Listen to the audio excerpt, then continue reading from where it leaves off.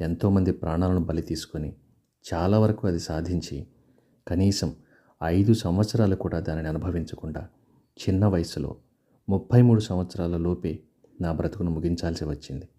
ప్రపంచం మొత్తాన్ని నా వశంలో ఉంచగలిగాను, కానీ నా ప్రాణాలు మాత్రం నా వశంలో కాక దేవుని వశంలో ఉన్నాయని అర్థమైంది. కనుక నా బ్రతుకు ద్వారా ప్రజలకు ఎట్టి సందేశం ఇవ్వలేదు.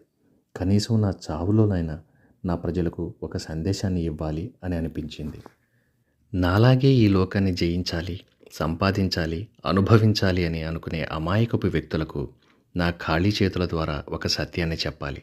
అదేమిటంటే, నేను నా తల్లి గర్భం నుండి ఈ లోకంలోకి ఖాళీ చేతులతో వచ్చి రాత్రింబవళ్ళు నిద్రాహారాలు మాని అహర్నిశలు శ్రమించి దేశాలను జయించి సుఖం సంతోషం అనేది లేకుండా విస్తారంగా సంపాదించాను.